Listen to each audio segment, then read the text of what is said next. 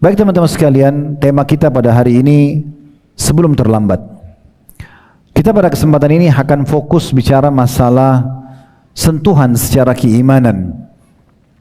Kita akan lebih fokus bicara tentang masalah pelanggaran.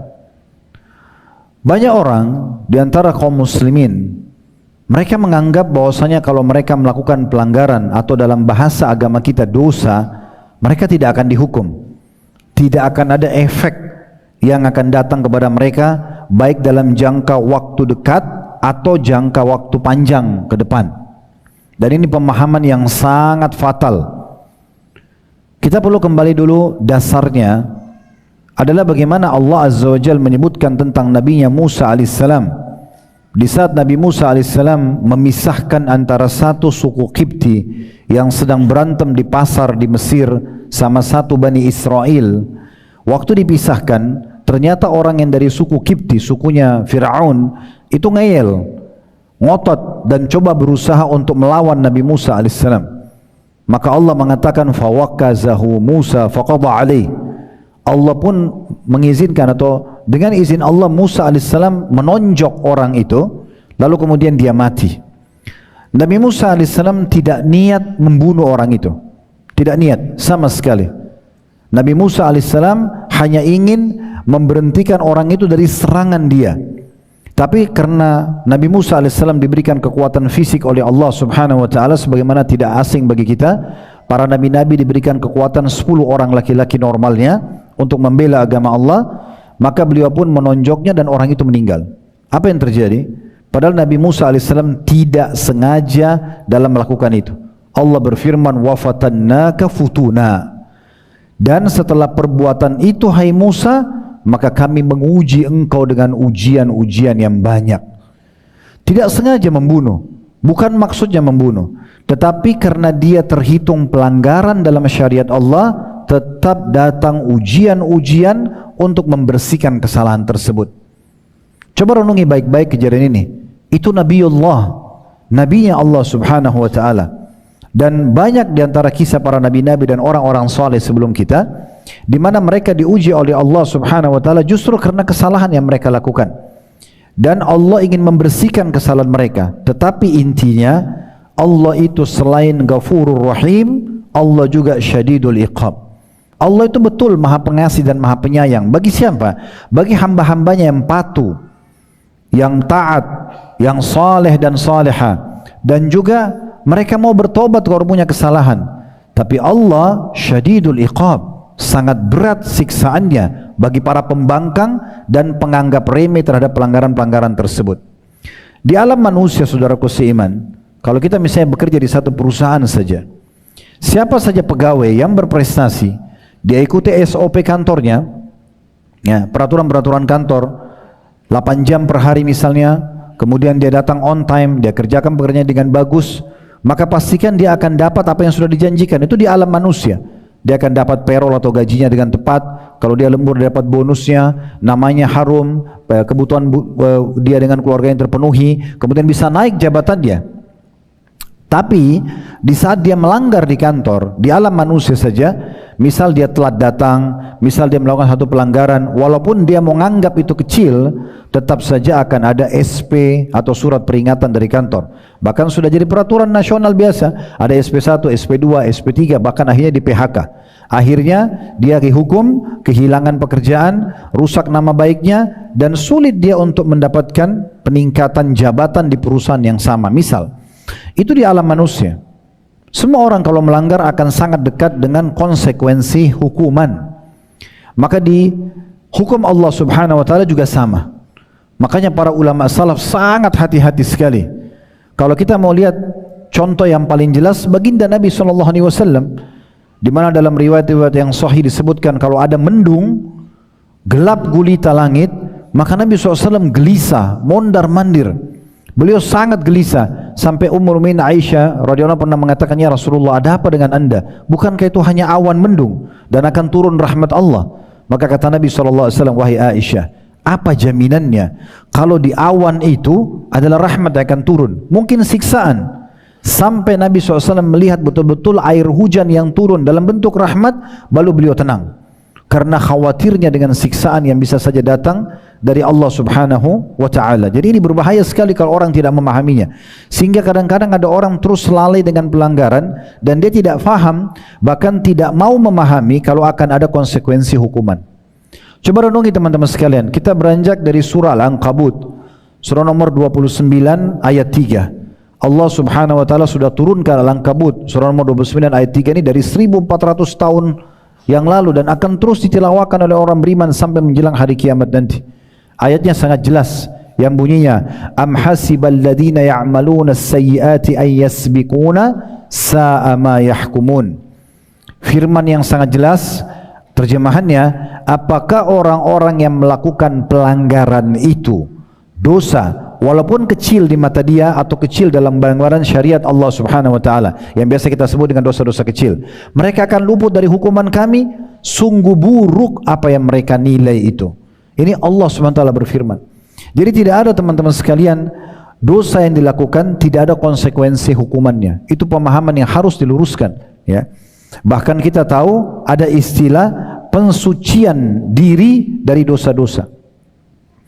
Kita kalau pernah melakukan maksiat sebelumnya, kemudian kita bertaubat nih, fase taubat itu akan ada setelah kita taubat fase pembersihan. Ada saja ujian-ujian yang datang. Ujian-ujian datang itu untuk membersihkan dosa-dosa yang ada di masa lalu.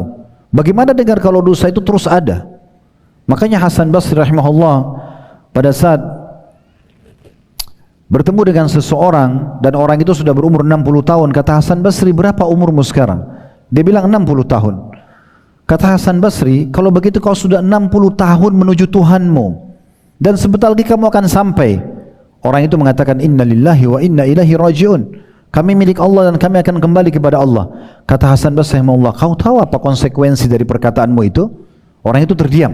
Kata Hasan Basri, berarti kau mengakui bahwasanya kau akan kembali kepada Tuhanmu, dan orang yang kembali kepada Tuhannya berarti dia sadar dia akan dihisap oleh Allah. Baik dia akan terima balasannya, buruk dia akan dihukum. Maka orang itu mengatakan, kalau begitu malhal, apa solusinya? Saya sekarang ketakutan nih kalau begitu, karena sudah terlalu banyak dosa yang saya lakukan.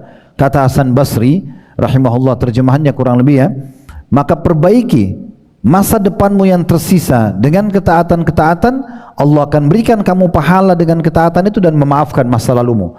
Tapi kalau kamu tetap dengan pelanggaranmu, maka Allah akan hukum kamu dengan apa yang sudah berlalu dan juga yang akan datang.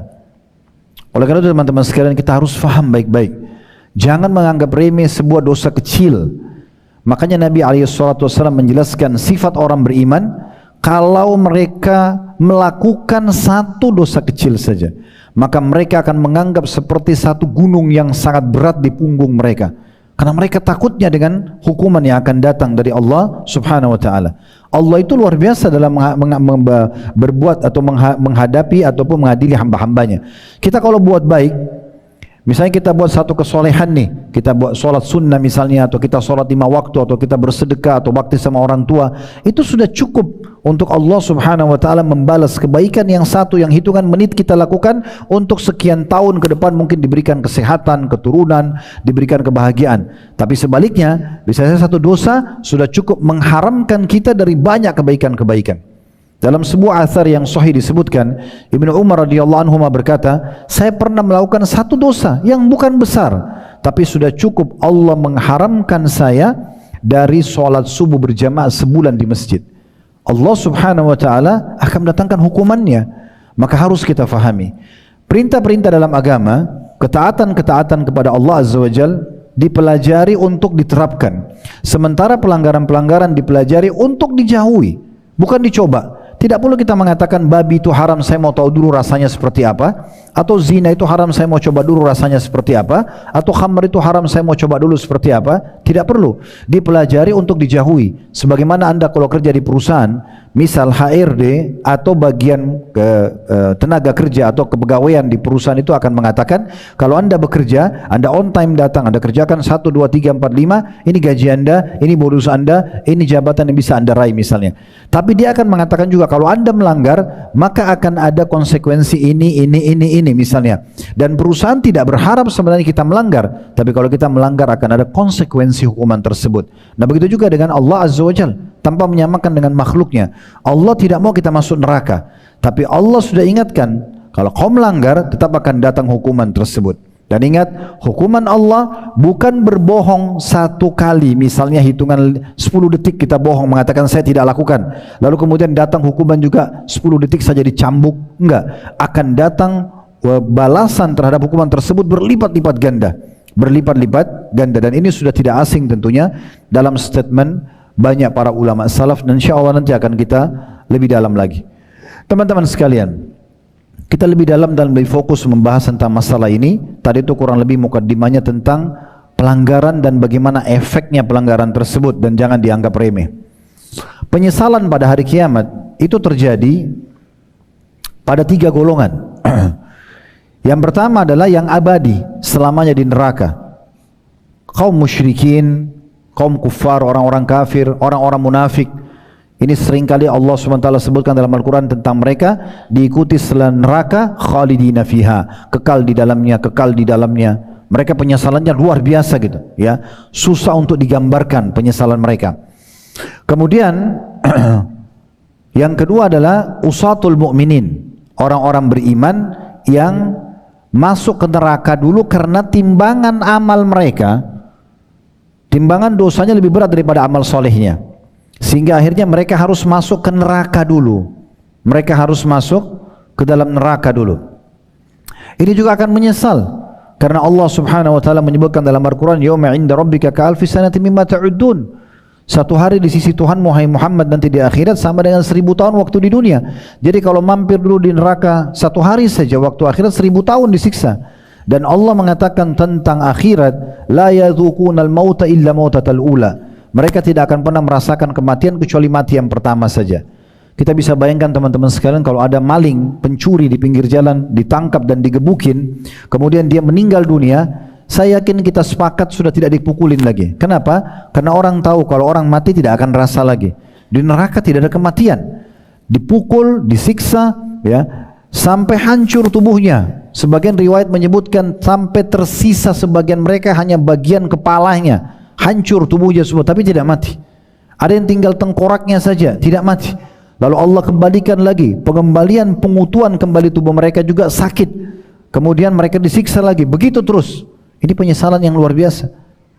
Kemudian yang ketiga, penyesalan sebagian orang-orang yang masuk ke dalam surga, yang sebenarnya mereka bisa mendapatkan derajat yang tinggi kalau mereka memaksimalkan waktunya di dunia, tapi karena mereka malas-malasan, nggak mau sholat sunnah, qobliyah, nggak mau rawatib lah, sunnah rawatib, nggak mau sholat qiyamul lail, nggak mau sholat duha, nggak mau zikir pagi petang, nggak mau puasa Senin Kamis, nggak mau lah. Kenapa? Karena kan sunnah. Ini nanti akan mendatangkan penyesalan pada diri mereka sendiri, karena sebenarnya kalau mereka kerjakan sudah cukup untuk menambah derajatnya di surga. Kalau kita gambarkan surga itu seperti satu komplek perumahan, maka ada klaster-klasternya. Ada klaster yang paling VIP-nya, ada klaster yang misalnya A+, ya, kemudian ada yang A, ada yang seterusnya gitu ya. Ada klaster-klaster itu level-levelnya. Sebenarnya semua kita bisa mencapai klaster yang terbaik, tapi dengan cara melakukan maksimal ketaatan kepada Allah Subhanahu wa taala. Dalam sehari saja kita sudah bisa membedakan derajat kita sama orang yang di sebelah kita sebenarnya. Kalau dalam satu hari teman kita, dia sholat subuh on time di masjid, dia juga sholat sunnatul fajriyah tepat waktu, dia juga mungkin rumahnya lebih jauh, pada saat ke masjid dia jalan kaki, lebih banyak langkah kakinya, dia baca doa menuju ke masjid, dia masuk kaki kanan, dia baca doa masuk masjid, dia berdoa antara azan dan iqamah, dia tidak kehilangan takbiratul ihram pertama imam, dia duduk sampai waktu duha atau syuruk biasa disebutkan, kemudian dia sholat duha, kemudian dia sholat rawatib, qabliyah duhur, ba'diyah duhur, qabliyah asar, qabliyah maghrib, qabliyah isya, ba'diyah maghrib dan ba'diyah isya, diikuti dengan sholat duhanya, diikuti dengan baca Quran, majlis ilmu. Intinya dia padat sekali. Beda sekali dengan kita misalnya kalau kita hanya pilih yang wajib-wajib saja. Tidak akan mungkin sama derajatnya di surga. akan sangat berbeda. Dan orang yang tidak faham poin ini, ya, maka dia akan menyesal nanti hari kiamat. Makanya kita memberikan judul sebelum terlambat. Teman-teman sekalian, ada poin penting yang harus kita renungi sama-sama. Kalau kita melakukan pelanggaran agama, dosa, maka kita bisa diberikan satu kesempatan emas yang akan kita singgung sebentar insyaAllah, yaitu sebuah tiket VIP namanya taubat. Maka dengan itu bersih dosa-dosa kita. Tetapi jangan Anda merasa dengan taubat ini berarti derajat Anda nanti akan sama dengan orang yang tidak melakukan dosa yang sama, sehingga dia tidak butuh taubat khusus untuk dosanya itu dan dia terus dalam ketaatan. Misalnya ada orang berzina 3 jam di kamar hotel, di waktu yang sama ada orang tidak sedang berzina, maka dia tidak membutuhkan taubat untuk zinanya, tapi ini butuh taubat. 1 tahun kemudian pelaku zina ini bertaubat taubat nasuha, maka bersihlah dosa dia. Tidak ada ya hisab dia pada hari kiamat di dosa itu. Tetapi di 3 jam itu kosong dari amal soleh.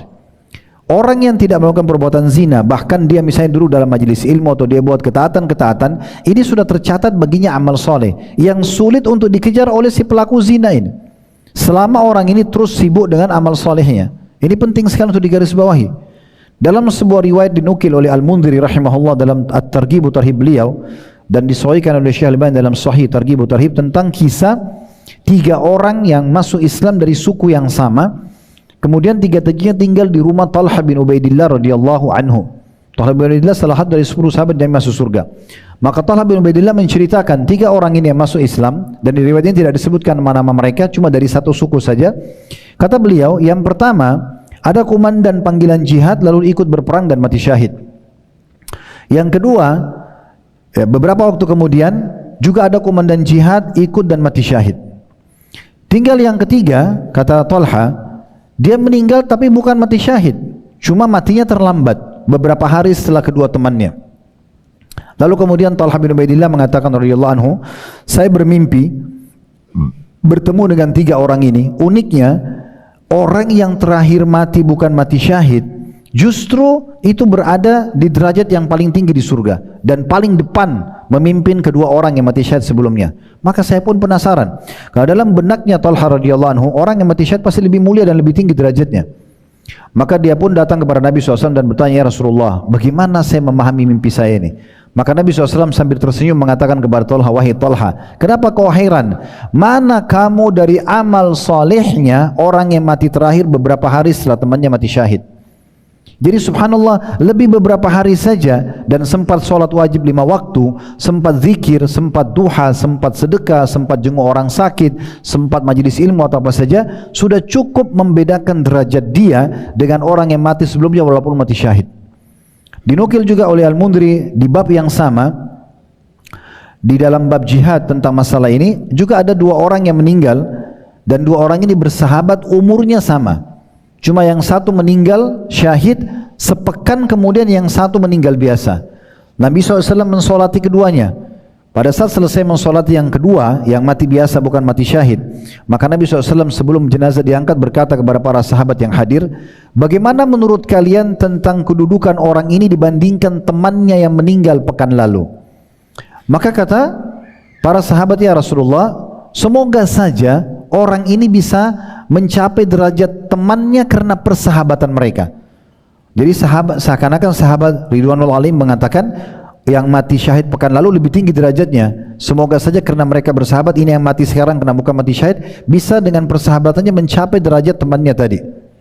Maka kata Nabi SAW, demi zat yang jiwaku dalam genggamannya, sesungguhnya orang yang baru kalian sholat ini, sholat ya, mati biasa, ya, lebih tinggi derajatnya dibandingkan yang meninggal mati syahid pekan lalu, jaraknya antara langit dan bumi, karena dia sempat beribadah sepekan saja. Jadi teman-teman sekalian, ini derajat-derajat di surga ini luar biasa, dan itu hanya akan diraih dengan kecerdasan dan kejelian seorang mukmin. Dia tidak menganggap remeh tentang kesempatan-kesempatan emas berbuat amal saleh. Itu sejalan dengan hadis Nabi SAW, la tahkiranna minal ma'rufi syai'a, jangan kalian pelit-pelit dengan satu perbuatan amal saleh. Walau an talqa akhaka biwajhin talq, walaupun kau hanya bertemu dengan saudaramu dengan wajah tersenyum, walaupun hanya itu saja, sudah cukup ya. Kita harusnya ya memaksimalkan itu. Mungkin teman-teman sekalian, amal saleh yang sedang kita kerjakan adalah amal yang terakhir. Mungkin Jadi sebelum terlambat jangan menundanya. Mungkin senyum dengan muslim pada saat ini, atau mengucapkan salam dengan dia, atau sujud dalam sholat sunnah, atau sedekah dengan 1.000 rupiah, atau menjawab undangan seorang muslim, mungkin itu amal terakhir kita. Allahu alam, kita tidak tahu. Karena ajal kalau datang, Allah mengatakan la yastakhiruna sa'atan wa la yastaqdimun. Tidak akan dicepatkan dan tidak akan dilambatkan sesaat pun. Maka harus hati-hati. Kita harus jeli benar bagaimana memaksimalkan waktu kita dari ibadah kepada ibadah yang lain, dan sudah cukup yang lalu-lalu kalaupun ada kelalaian. Sebelum terlambat, selamatkan diri kita, maksimalkan dengan amal-amal saleh, dan juga kalau ada dosa maka segera bertaubat kepada Allah Subhanahu wa taala. Mari coba kita renungi teman-teman sekalian beberapa ayat Al-Quran. Ini saya temukan mungkin ada belasan bahkan puluhan ayat yang berbicara tentang penyesalan orang-orang pada hari kiamat. Tapi ada yang paling menggugah kalau menurut saya, ya. Teman-teman bisa melihat, ya, dan ini kita akan kaitkan dengan hadis Nabi alaihi salatu wassalam, surah Al-Mu'minun, surah nomor 23 tentunya, ya. Itu di ayat 107. Allah Subhanahu wa taala, sebenarnya ini mulai dari ayat 115-nya, ya. Mulai dari 115. Kalau kita kembali kepada ayat 115-nya sampai 105 maksud saya, sampai 115 itu kita akan temukan cerita panjang lebar tentang penyesalan ahli neraka, ya. Tetapi ada potongan ayat di sini, Al-Mu'minun 107, yang bunyinya begini. Rabbana akhrijna minha fa in udna fa inna zalimun. Ahli neraka nanti pada saat masuk neraka mereka akan berkata, dan Allah kekalkan dalam Al-Quran, teman-teman bisa baca setiap hari dan setiap saat ayat ini. Wahai Tuhan kami, pada saat mereka masuk neraka, keluarkanlah kami dari neraka ini dan kembalikan kami ke dunia lagi. Untuk apa? Apakah untuk kembali kepada makanan favoritnya, kumpul lagi sama keluarganya, masuk lagi kepada proyek-proyek yang miliaran rupiah? Bukan. Mereka mengatakan jika kami masih juga kembali kepada kekafiran kami, kemaksiatan kami, pelanggaran kami, sungguh kami adalah orang-orang yang sangat zalim. Orang-orang yang sangat zalim. Perhatikan bagaimana ulama menafsirkan Al-Mu'minun 107 ini. Beranjak daripada riwayat hadis, riwayat At-Tabarani, dan semua perawinya hujjah, ya, dan ini dalam kitab As-Sahih. Dan juga dinyatakan oleh Al-Mundhiri dalam At-Taghlib wa Tarhib beliau, dan juga disahihkan oleh Syekh Albani ini di jilid 6 halaman 265. Jadi hadis Abdullah bin Amr bin As radhiyallahu anhuma, karena dia dan ayahnya adalah sahabat, terjemahnya kurang lebih mengatakan ahli neraka nanti, dalam menafsirkan Al-Mu'minun 107, ya, ahli neraka nanti akan memanggil malaikat-malaikat penjaga neraka. Tapi para malaikat-malaikat tersebut tidak memenuhi panggilan mereka selama 40 tahun. Dari mereka panggil, ya. Mungkin kalau teman-teman, saya yakin teman-teman dai tidak asing dengan ayat ini, ya. Mereka mengatakan, ya Malikul yaqdi alaina rabbuk, wahai Malik, ya malaikat penjaga neraka, suruhlah Tuhanmu datang, hai Malik, untuk mematikan kami saja, gitu kan. Tapi para malaikat, ya, tidak menjawab mereka selama 40 tahun. Kemudian setelah 40 tahun mereka disiksa non-stop selama 24 jam, tidak ada berhenti, tidak ada negosiasi, ya, dalam masalah ini, tidak ada toleransi. Maka para malaikat mengatakan sesungguhnya kalian akan tetap selamanya di dalam itu. Innakum makithun, ya. Lalu mereka memohon kepada Rabb mereka, seraya mereka mengatakan, Al-Mu'minun 107 tadi, Rabbana akhrijna minha fa in udna fa inna zalimun. Wahai Rabb kami, malaikat sudah tidak bisa diajak negosiasi, minta kepada Allah yang sifatnya Allah Ghafurur Rahim, Maha Pengampun dan Maha Penyayang. Wahai Tuhan kami, keluarkan kami tolong dari neraka ini. Kalau kami masih kembali juga pada kesalahan kami, kekafiran dan kemaksiatan kami, sungguh kami termasuk orang-orang zalim. Apa kata Nabi SAW? Allah Azza wa Jal tidak menjawab mereka seumur dunia. Jadi kalau dunia sekarang dianggap ini berabad, ratusan miliaran tahun, itu bukan mustahil. Karena sebagian ulama mengatakan manusia ini adalah makhluk terakhir yang Allah ciptakan. Sebelum kita sudah ada jin, sudah ada hewan-hewan, sudah ada tumbuh-tumbuhan, sudah ada air. Ini semua sudah ada sebelumnya. Makanya waktu Nabi Adam AS manusia pertama diciptakan, iblis sudah ada. Dan sudah diceritakan bagaimana malaikat menjelaskan kondisi bumi di saat itu. Memang mereka membuat kerusakan. Makanya waktu Allah SWT mau menciptakan Adam, maka mereka mengatakan, ya, apakah engkau akan menciptakan ya Allah makhluk di muka bumi yang akan membuat kerusakan dan menumpahkan darah, karena di bumi sudah ada penghuninya sebelumnya, kan gitu. Jadi umur dunia ini luar biasa, sudah sangat lama. Tapi bayangkan Allah Azza wa Jalla dalam riwayat yang sahih ini mengatakan, atau Nabi SAW mengatakan, Allah tidak menjawab mereka seumur dunia, dan setelah seumur dunia sekian miliar tahun mungkin ya, maka Allah mengatakan lanjutannya Al-Mu'minun 108, ikhsa'u fiha wala tukallimun, ikhsa'u fiha wala tukallimun, tinggallah kalian dalam kondisi hina di dalam neraka itu, dan janganlah kamu berbicara denganku. Allah Azza wa Jalla setelah membiarkan mereka disiksa seumur dunia, maka Allah menjawab, jangan bicara sama saya, tinggal dalam kondisi di dalam itu terhina, jangan bicara. Apa yang terjadi? Kata Nabi SAW, kemudian kaum ahli neraka itu berputus asa. Tidak ada yang bisa dilakukan kecuali mengeluarkan nafas dan menariknya dengan merintih. Suara mereka menyerupai suara keledai. Mula-mulanya mengeluarkan nafas dan akhirnya mereka merintih.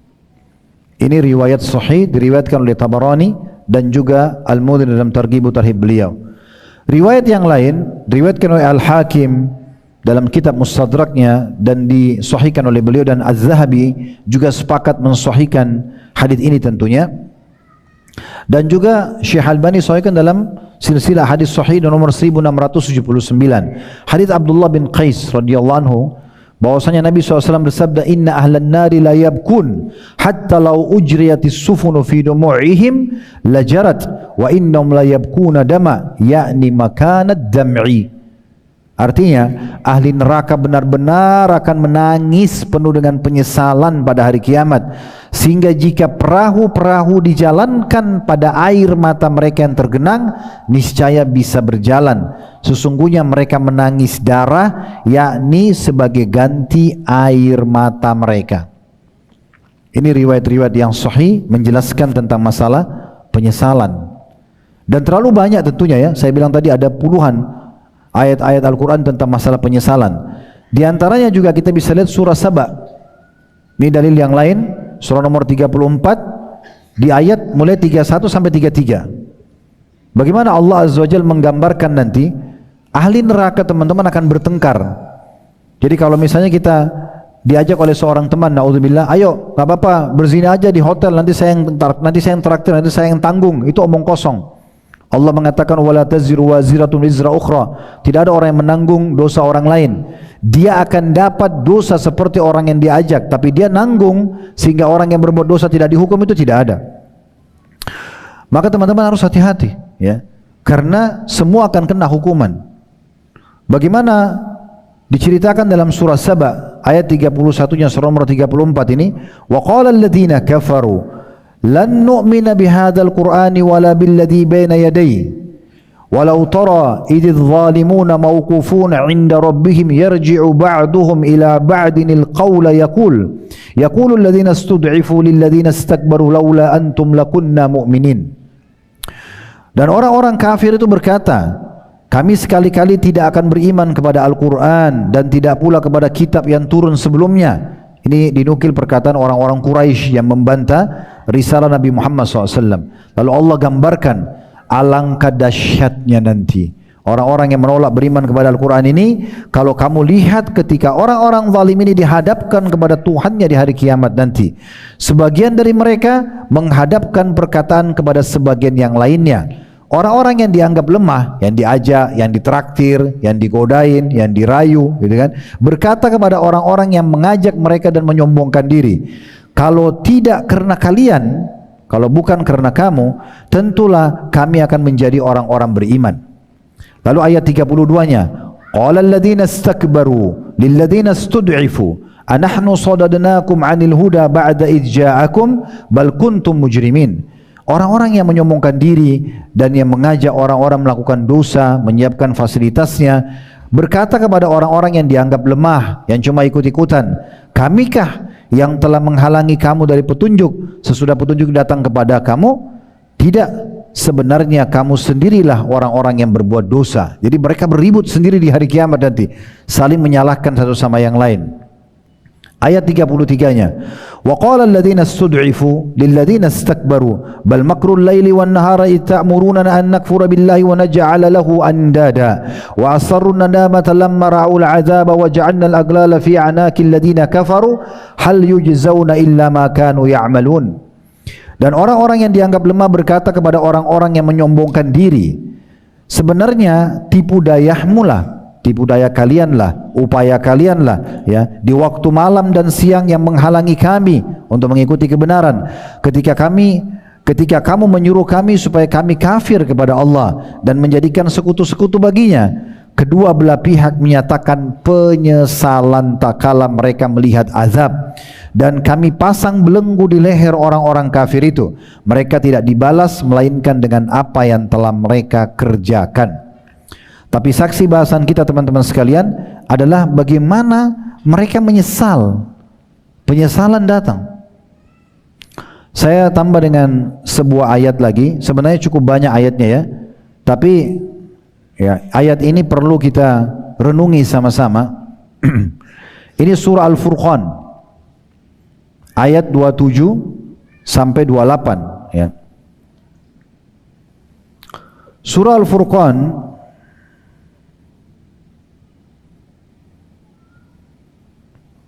ayat 27 sampai 28 ini menceritakan tentang seseorang. Kalau teman-teman sudah tahu namanya alhamdulillah. Kalau belum tahu perlu dikenang nama ini sebenarnya. Karena buruknya orang ini. Uqbah bin Abi Mu'aid. Siapa orang ini teman-teman sekalian? Salah satu orang yang sangat dekat hubungannya dengan Nabi Muhammad SAW adalah orang ini. Sahabat dekatnya Nabi Muhammad di Mekah. Tokoh Mekah, tokoh Quraisy. Dia bersahabat dengan Nabi SAW. Dia juga bersahabat sama Umayyah bin Khalaf, Abu Jahal, ya, dan yang lain-lainnya, ya, Abu Lahab dan seterusnya. Waktu Nabi SAW diundang makan di rumah Uqbah bin Abi Mu'aid, maka Nabi SAW tamak ingin sekali dia dapat hidayah. Maka kata Nabi SAW, wahai Uqbah, saya tidak akan makan makanan yang kau siapkan ini kecuali kamu mau masuk Islam. Maka Uqbah, karena dia merasa ini tamunya, ini sahabatnya, dan Nabi Muhammad SAW ajak sesuatu yang baik, maka dia bilang, baiklah, syahadatlah Uqbah bin Abi Mu'aid, masuk Islam. Tersebar di Mekah teman-teman sekalian. Satu Mekah, Uqbah bin Abi Mu'aid masuk Islam. Uqbah ini kepala suku. Kalau dia masuk Islam, bisa sukunya semua masuk Islam. Kebetulan dia bersahabat dekat dengan Umayyah bin Khalaf. Umayyah bin Khalaf ini majikannya Bilal, yang menyiksa Bilal dengan batu panas di dadanya, dan akhirnya mati juga di tangan Bilal di perang Badr. Bilal sendiri yang bunuh dengan tangannya radhiyallahu anhu. Yang jelas Umayyah ini waktu dengar, dia datangi Uqbah bin Abi Mu'aid lalu berkata, wahai Uqbah, saya dengar kau telah menganut agamanya Muhammad dan meninggalkan agama nenek moyangmu. Dia mengatakan, tidak sebenarnya, bukan kemauan saya, tapi karena saya diajak, saya mengundang Muhammad makan di rumah, kemudian dia mengatakan dia tidak mau makan sebagai tamu kecuali saya masuk Islam dan saya lihat ajarannya bagus-bagus saja, maka saya ikut. Maka kata Umayyah bin Khalaf, kalau seandainya kau tidak meninggalkan agama Muhammad, maka putus semua transaksi bisnis antara kita dan persahabatan kita juga putus, nggak ada lagi. Maka kata Uqbah, jangan, saya tetap mau bisnis sama kamu. Dia bilang, kalau gitu batalkan. Kalau kau keluar dari agama Muhammad, bukan cuma itu, kamu harus bertemu dengan Muhammad di dekat Ka'bah, nyatakan di depan muka dia, plus, ini perkataan begitu dalam riwayat Bukhari, plus ludahi mukanya. Maka apa yang terjadi? Uqbah bin Abi Mu'aid lakukan.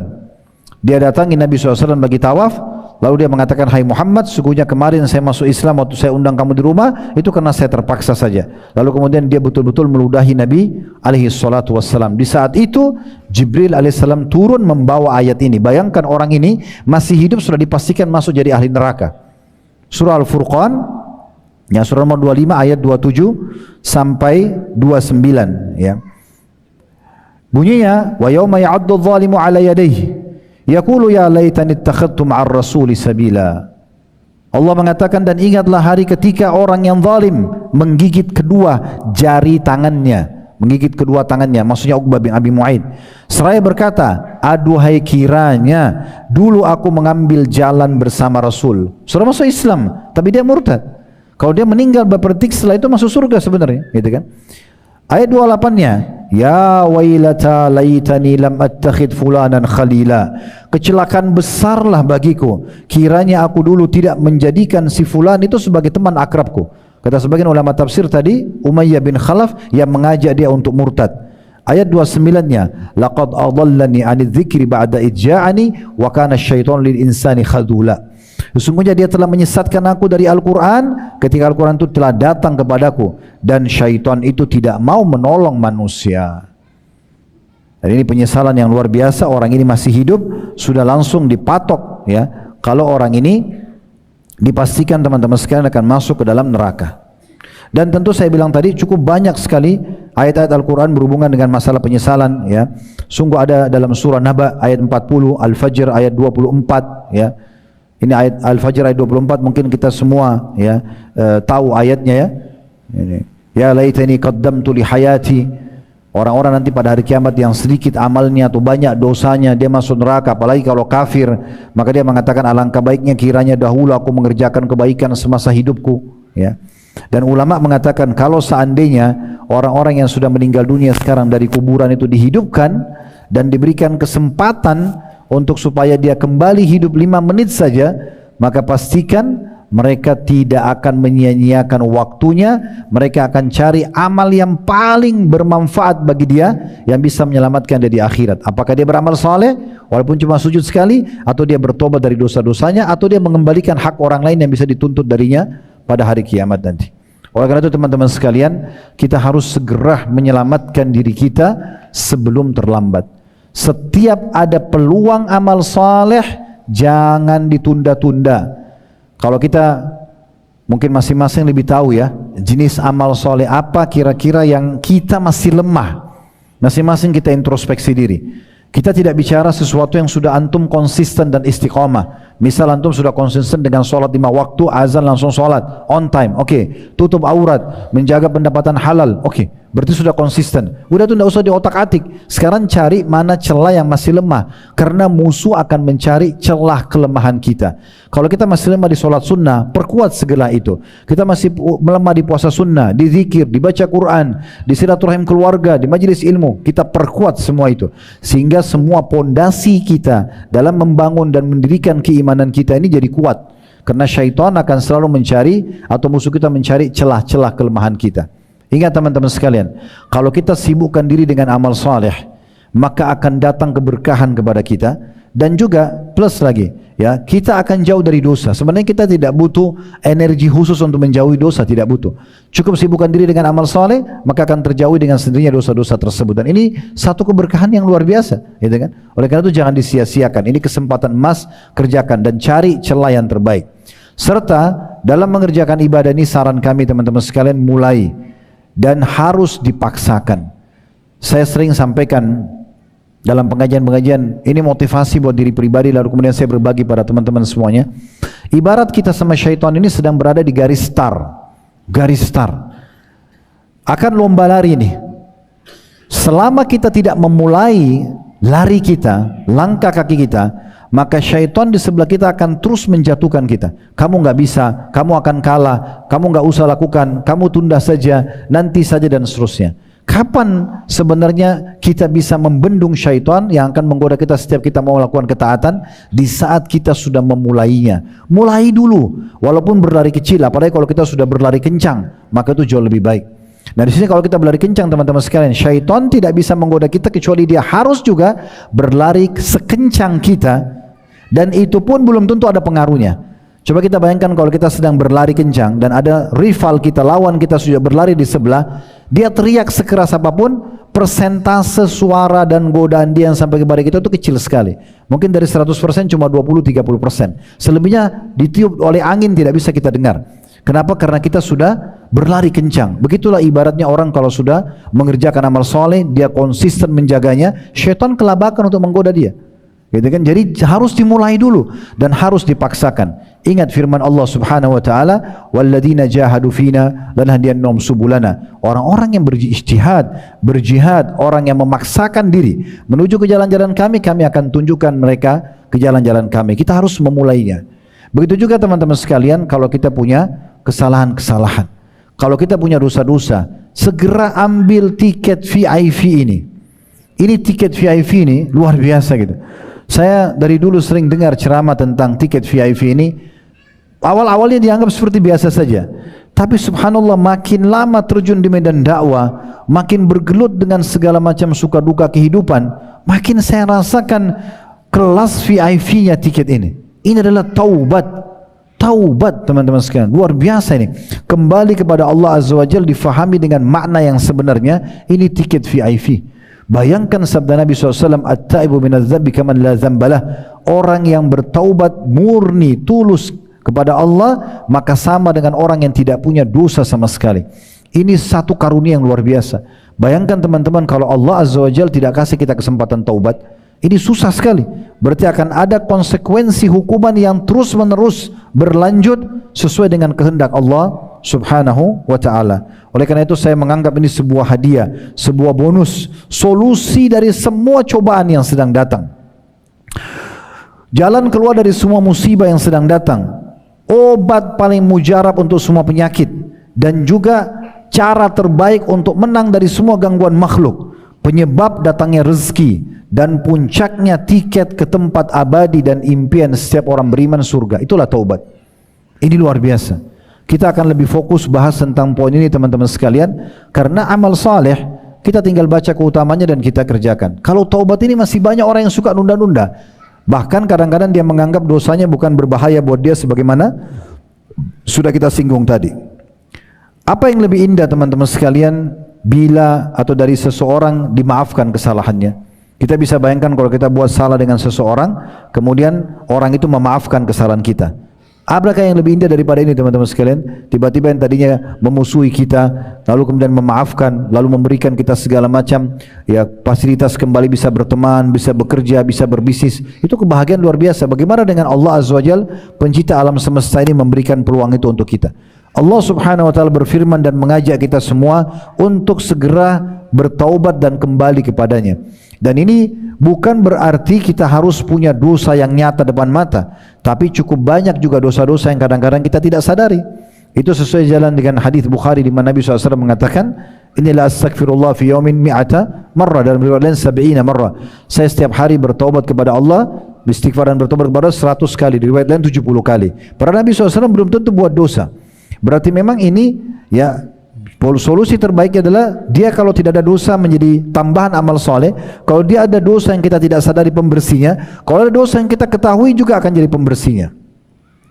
Allah Subhanahu wa ta'ala berfirman dalam surah Al-Imran surah nomor 3 133 ayat yang masyhur, wasari'u ila magfiratin min rabbikum wa jannatin arduhas samawati wal ard uiddat lil muttaqin.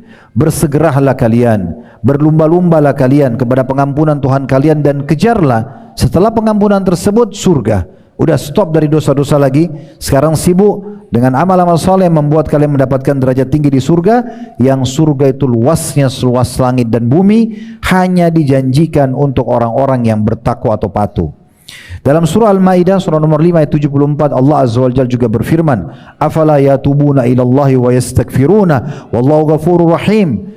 Kenapa mereka atau tidakkah mereka bertaubat kepada Allah dan segera beristighfar kepadanya, sementara Allah itu adalah Zat yang Maha Pengampun dan Maha Penyayang.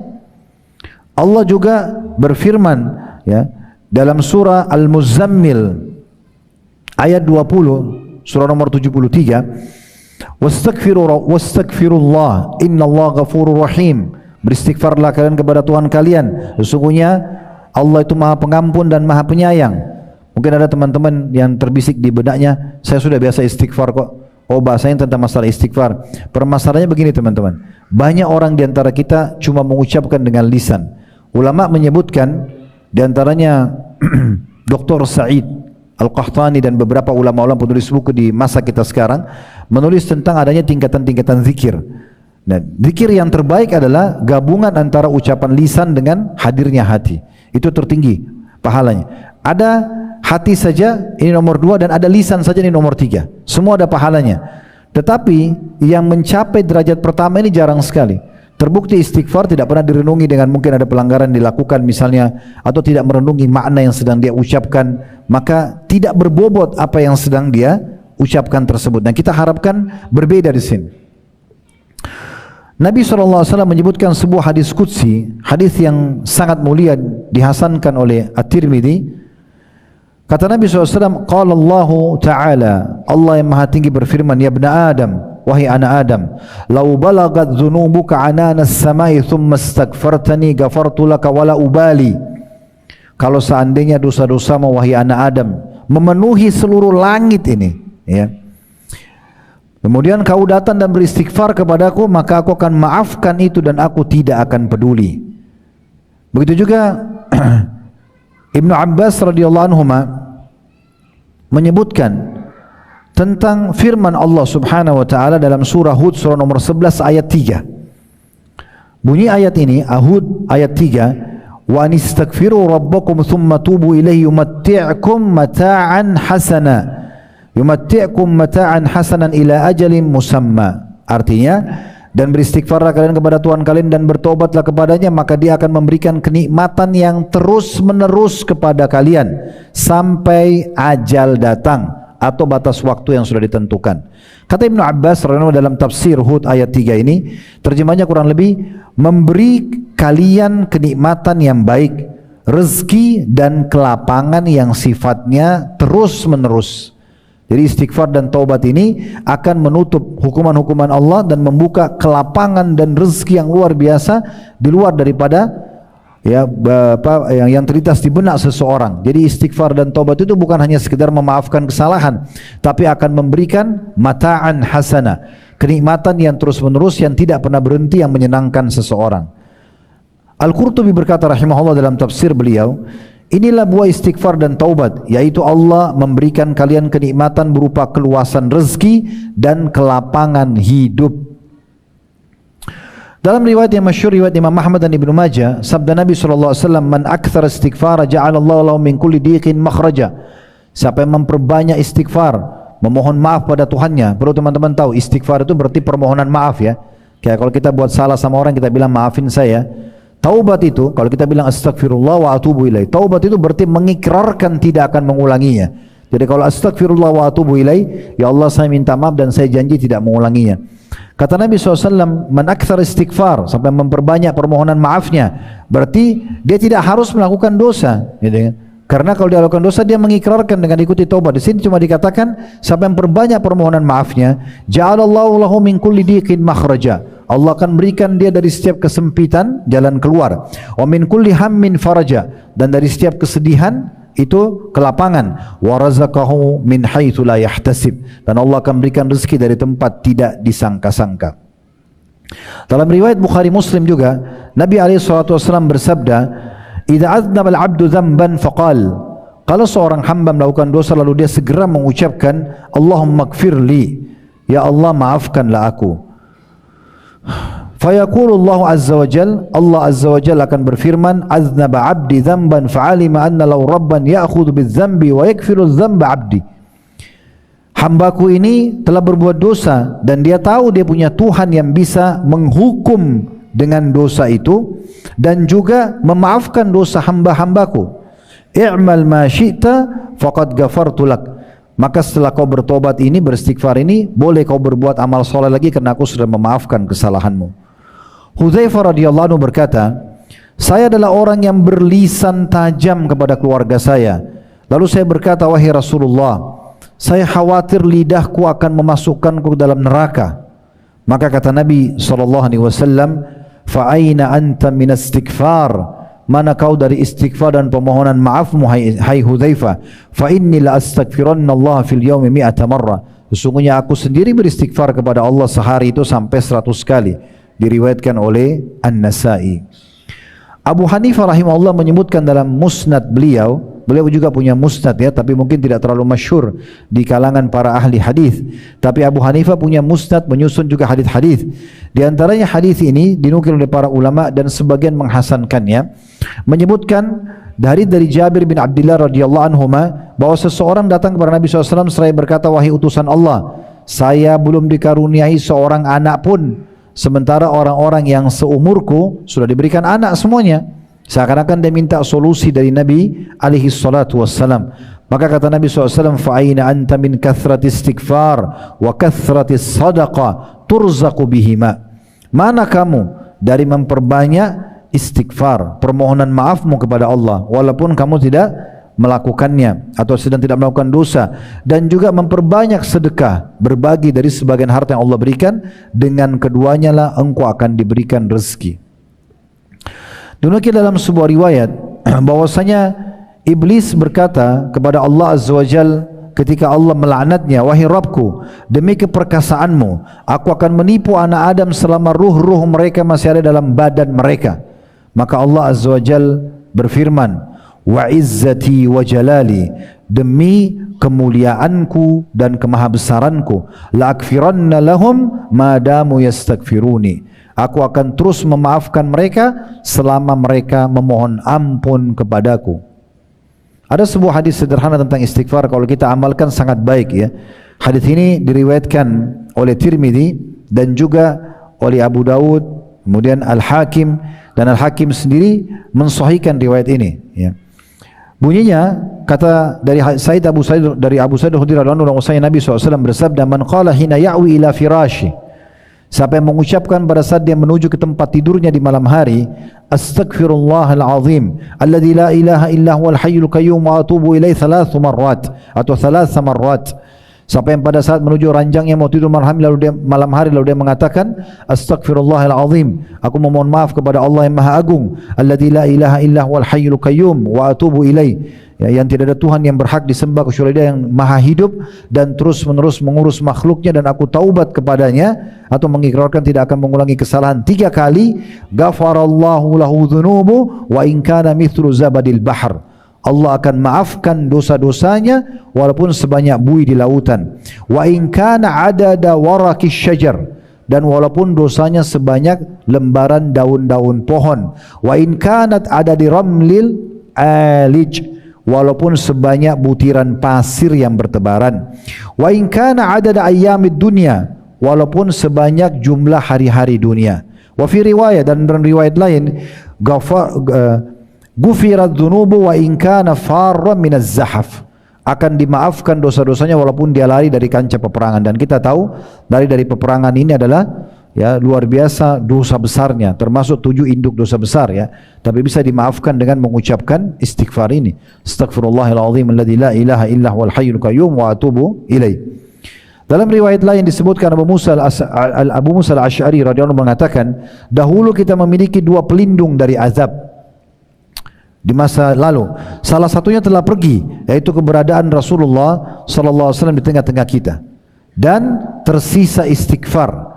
Apabila istighfar itu juga sudah pergi, niscaya kita akan binasa.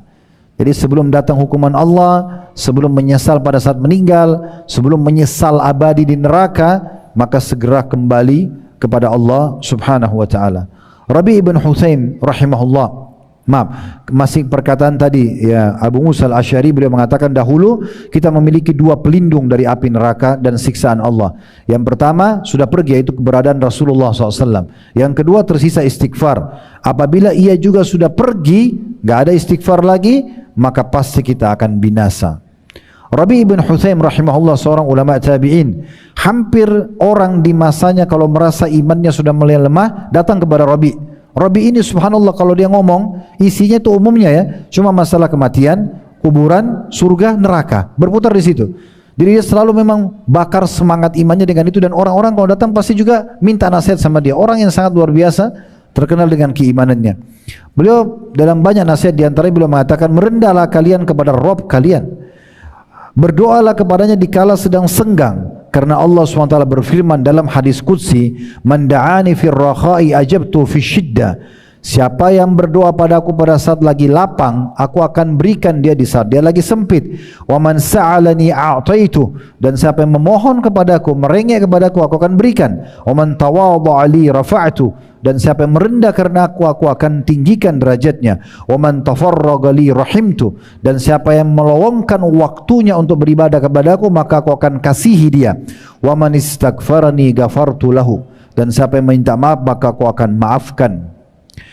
Ibnul Jauzi menyebutkan dalam kitab beliau Ad-Da, terjemahnya kurang lebih, iblis berkata, Aku membinasakan anak cucu Adam dengan dosa, dan mereka justru balik membinasakanku dengan istighfar dan la ilaha illallah.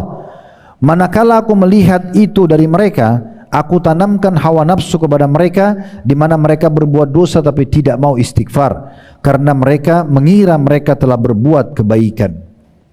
Jadi kalau kita sudah buat dosa, biasanya syaitan itu yang ditanamkan pertama, bukan supaya kita ulangi dosa itu step keduanya. Step pertamanya itu merasa, oh saya sudah terlanjur kotor, Allah tidak akan maafkan saya, mulai dengan sangka buruk. Maka dia tidak mau istighfar. Padahal kalau dia istighfar, dia kembali kepada Allah, Allah akan maafkan.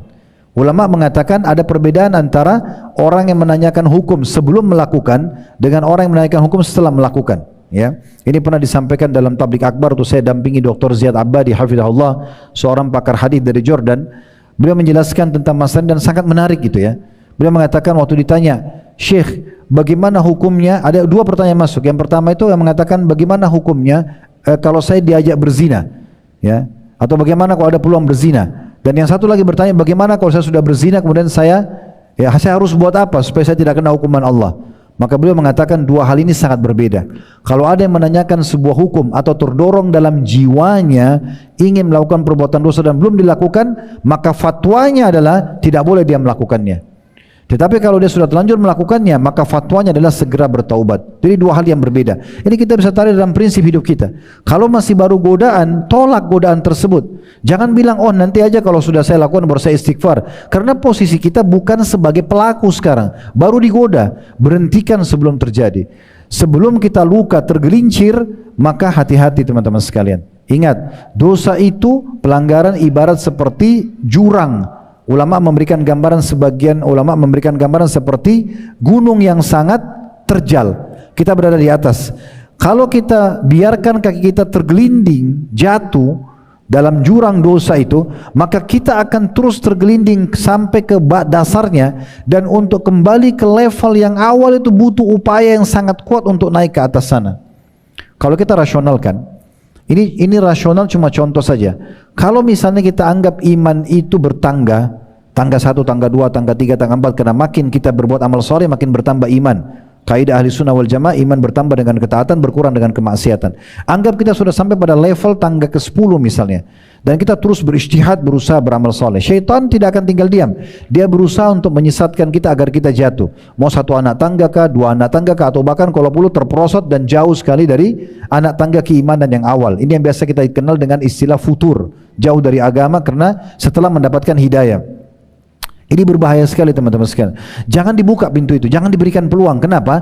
Karena kalau kita turun 2 level tangga saja, misalnya hanya dengan sekali dia cuplikan haram atau mendengar yang haram atau ikut-ikutan gosip atau dan kita anggap nggak apa-apalah misalnya, contoh, turunlah kita. Untuk kembali kepada level tangga iman yang pertama butuh pendongkrak yang lebih besar dari yang pertama mendongkrak kita ke tangga 10 tuh. Misal awalnya kita naik ke tangga 10 kena dengar ceramah seorang syekh atau seorang ulama tentang neraka misalnya. Di saat kita lagi futur, lalu kita mau kembali ke level itu, kita dengarkan ceramah yang sama, tidak akan cukup. Butuh pendongkrak yang lebih besar. Oleh karena itu jangan dibuka peluang itu. Karena butuh upaya yang luar biasa untuk menaikkan kembali diri kita ke level yang pertama. Selanjutnya Qatadah mengatakan rahimahullah, Al-Quran menunjuki kalian penyakit. Semua sumber permasalahan kalian Al-Quran sudah kasih gambaran, dan sekaligus menunjukkan kepada kalian obatnya. Tadi saya sudah bilang ya di awal pertemuan kita, solusi yang terbaik teman-teman sekalian ya, sebuah hadiah, bonus, solusi selamat dari segala macam cobaan, keluar dari segala macam musibah, sembuh dari segala macam penyakit, keluar dan selamat dari gangguan-gangguan makhluk, penyebab datangnya rezeki, puncaknya tiket mendapatkan tempat abadi di surga, itu adalah segera kembali kepada Allah subhanahu wa ta'ala. Jadi sumber masalah kita sebenarnya satu, kata-kata dari rahimahullah. Al-Quran sudah menyampaikan kalian sumber penyakit dan semua permasalahan dan juga menyampaikan kepada kalian obatnya. Maka beliau mengatakan penyakit kalian adalah dosa dan pelanggaran. Ini yang dari awal tadi kita sebutkan. Kita sedang membahas masalah pelanggaran ya. Dan obatnya adalah istighfar. Obatnya adalah istighfar. Ali radhiyallahu anhu mengatakan, yang aneh adalah kalau ada orang binasa padahal keselamatan ada bersamanya. Ditanyakan kepada beliau, apa keselamatan yang Anda maksudkan? Kata Ali, istighfar. Dan beliau juga mengatakan, tidaklah seorang hamba diilhami oleh Allah Subhanahu wa taala untuk beristighfar dengan lisannya kecuali ya Allah tidak akan mengazabnya. Jadi kalau Allah masih mudahkan lisan kita mau mengucapkan, itu luar biasa. Luqman al-Hakim yang sangat masyhur, dalam sebagian pendapat dikatakan beliau adalah seorang nabi yang Allah sebutkan dalam Al-Quran, walaupun tidak masuk dalam 25 nabi dan rasul ya. Beliau berwasiat kepada anaknya, wahai anakku, Allah memiliki wahyu, Allah memiliki waktu, beberapa waktu yang mustajab, diterima doa, tidak ditolak orang yang minta pada saat itu. Maka jangan sia-siakan dengan memperbanyak istighfar. Kita tahu Nabi Adam AS waktu buat salah, teman-teman, dikeluarkan dari surga. Apakah Nabi Adam AS minta kepada Allah dikembalikan ke surga? Nanti kita jawab itu. Nabi Yunus AS waktu ditelan oleh ikan paus, apakah beliau minta untuk dikeluarkan dari perutnya ikan paus? Kan ini jadi pertanyaan ini, kenapa? Kenapa mereka tidak minta? Kenapa Nabi Adam tidak bilang, ya Allah kembalikan saya ke surga? Nabi Yunus kenapa enggak bilang, ya Allah keluarkan saya dari mulut ikan paus ini? Ayat-ayat Al-Quran menjelaskan bukan seperti itu. Nabi Adam AS mengatakan, Rabbana zalamna anfusana wa illam taghfir lana wa tarhamna lakunanna minal khasirin. Wahai Tuhan kami telah zalimi diri kami. Kalau Kau tidak maafkan kami, maka kami termasuk orang rugi. Nabi Yunus AS mengatakan, la ilaha illa anta subhanaka inni kuntu minadh dhalimin. Ya, tidak ada Tuhan yang berhak disembah kecuali Engkau dan aku termasuk orang zalim. Kenapa mereka minta ampun? Di sini dibahas oleh para ulama. Karena ternyata permohonan maaf kepada Allah itu selain menghilangkan dan menyelamatkan dari hukuman, buktinya Nabi Adam AS dimaafkan, Nabi Yunus dikeluarkan dari mulut ikan paus dan dikembalikan ke Nainawa, negeri yang tadinya ditinggalkan berdakwah dan dianggap kesalahan itu. Lalu Allah berikan hidayah kaumnya. Satu-satunya kaum yang dapat hidayah pada saat siksaan Allah sudah nampak depan mata hanya kaum Yunus saja alaihissalatu wassalam. Maka dengan istighfar hukuman Allah hilang, plus Allah datangkan semua fasilitas yang tadinya tertahan ya karena kesalahan dosa tersebut. Jadi Luqman Hakim luar biasa. Beliau bukan bilang ya berhentilah ya atau mohonlah agar kalian diijabah doanya, agar diluaskan rezeki, tidak, istighfar kepada Allah. Jadi istighfar menggabungkan keduanya, dimaafkan kesalahan selamat dari hukuman plus diberikan kebutuhan kita. Kemudian Aisyah berkata, Tuba itu nama lainnya surga ya. Bagi yang mendapatkan banyak istighfar di buku catatan amalnya. Sebagian ulama memaknakan tuba adalah keberuntungan bagi orang yang mendapatkan istighfar banyak tercatat dalam buku amalnya. Kita tutup dengan 3 statement yang lain karena melihat waktu ya, sudah 10 menit lagi azan tadi ya. Abu Minhal berkata, tidaklah seorang hamba didampingi dalam kuburnya lebih ia cintai daripada istighfar, kembali kepada Allah SWT memohon maaf. Al-Hasan Basri berkata rahimahullah, perbanyaklah istighfar di rumah-rumah kalian, di meja-meja makan kalian, di jalan-jalan kalian, di pasar-pasar kalian, dan di majlis-majlis kalian, karena kalian tidak tahu kapan ampunan itu akan turun. Sebagai penutup perkataan Ibnu Taimiyah rahimahullah, bagi orang yang masih merasa ada sesuatu yang menghambat dadahnya, masih belum lapang, pikirannya masih sumpek ya, permasalahannya masih belum selesai, proyeknya belum berhasil ya, angan-angan dan doanya masih belum dikabulkan, istighfar. Ini poin yang luar biasa. Ibnu Taimiyah berkata rahimahullah, fikiranku terpaku pada sebuah masalah yang sulit sekali bagiku. Aku mau pecahin, susah, tidak ketemu titik temunya. Maka aku beristighfar kepada Allah sampai 1000 kali, non-stop, terus ya, sampai dadaku dilapangkan dan masalah yang sulit terpecahkan. Aku kadang ya berada di pasar, masjid atau sekolah, tapi hal itu tidak menghalangiku dari zikir dan istighfar sampai aku meraih apa yang aku inginkan. Teman-teman sekalian, saya juga mau berbagi satu hal ya. Ini pengalaman pribadi saja. Saya pernah di tingkat kelas 3 SMA waktu itu di kota Madinah. Karena saya masuk di Jamiah Islamiyah dulu di kampus Madinah itu SMA. Mungkin ada sekitar beberapa 6 orang kalau tidak salah dari Indonesia yang itu diterima SMA, masih kecil kami ya. Yang lainnya semua teman-teman Masya Allah diterima kuliah waktu itu. Di tingkat 3, di 3 kelas 3 SMA ada satu pelajaran, salah satu grammar bahasa Arab ya, bahasa Arab namanya balaghah. Dan ini butuh hafalan dan konsentrasi full. Di malam ujian, subhanallah, dari habis duhur selesai keluar dari kelas, saya tutup dengan ini, kemudian saya coba pergi ke masjid kampus. kemudian coba menghafal. Tidak bisa faham, subhanallah. Ini sampai menjelang Isya, menjelang maghrib, ya maghrib, pas maghrib lah. Waktu itu tahunnya 92, tahun 92 ya. Mungkin teman-teman sini 92 ada yang baru lahir barangkali ya. Jadi tahun 92 itu ya belum ada handphone, ya masih telepon biasa, ya masih telepon koin dulu di kampus saya masih telepon koin. Saya kok nggak bisa faham ini. Sahabat dekat saya, adik kandungnya Dr. Sulaiman Rahili. Beliau sekarang sudah profesor tentunya, masyhur, beliau syekh yang masyhur rujukan sekarang banyak dai-dai. Adik kandungnya langsung di bawahnya namanya Dr. Muhammad Rahili, sahabat dekat saya, sering ke Indonesia sama-sama. Beliau di fakultas hadis, waktu itu dia di hadis, saya masih SMA, ya. Kemudian saya coba telepon ke rumahnya pakai telepon koin waktu itu, antara maghrib isya. Saya bilang, Muhammad, coba datang dulu. Ada waktu nggak? Ya, saya ini dari tadi belajar balaghah ini nggak masuk, saya nggak paham. Bisa kamu bantu nggak? Karena memang dia di kuliah hadis mumtaz, dia kaum laut, masya Allah. Dia datang ke kampus, subhanallah, dia datang, kemudian duduk sama saya. Begitu duduk di masjid ketemu antara maghrib isya, dia bilang sama saya, kenapa Khalid? Saya bilang, saya dari tadi muraja ini nggak faham nih. Susah sekali faham ini balaghah. Biasanya saya faham, tapi ini saya coba hafal lupa. Apa solusinya? Bahasa dia begini, saya masih ingat. Dia bilang, Khalid, kamu masih punya wudu? Saya bilang, ya masih ada wudu.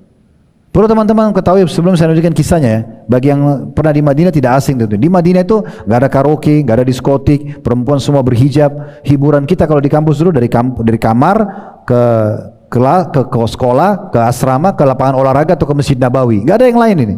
Artinya bukan kita bilang selamat dari dosa, tapi pintu-pintu dosa itu tertutup sekali di Madinah itu. Di masa itu ya, sangat terjaga, masya Allah. Yang jelas, lalu dia bilang sama saya, Khalid, kau punya wudu? Iya ada. Coba berdiri sekarang, menghadap kiblat, sholat sunnah 2 rakaat, niatkan sholat taubat. Bilang saja, niat dalam hati untuk sholat taubat, sholat 2 rakaat. Saya tanpa banyak berpikir, masih ada wudu hadap kiblat, saya niatkan, menjalankan hadis Nabi SAW, siapapun yang berbuat dosa lalu dia bersuci, lalu dia sholat 2 rakaat, kemudian dia istighfar, kecuali Allah maafkan, lalu saya sholat. Habis salam, istighfar cuma 2 kali atau 3 kali. Subhanallah, saya duduk itu teman-teman, ya. Itu hanya dari waktu itu sampai azan isya. Belajar sama beliau, semua saya faham pelajaran itu. Dan masya Allah nilainya besok sangat bagus. Subhanallah, berarti apa yang dikatakan Ibnu Taimiyah tadi itu luar biasa itu, ya. Luar biasa betul-betul. Memang kadang-kadang ada penghalang-penghalang kita tidak sadar, itu disebabkan karena dosa kita, walaupun kita menyangka diri kita tidak buat dosa. Jadi terlalu banyak solusi yang diberikan oleh Allah SWT justru karena kembali kepada Allah Azza wa Jal. Allahu a'lam. Kalau ada benar dari Allah dan itu bisa kita terima dan kita amalkan. Kalau ada salah murni dari saya, mohon dimaafkan tentunya. Subhanakallahumma bihamdika asyhadu an la ilaha illa anta astaghfiruka wa atubu ilaik. Wassalamualaikum warahmatullahi wabarakatuh.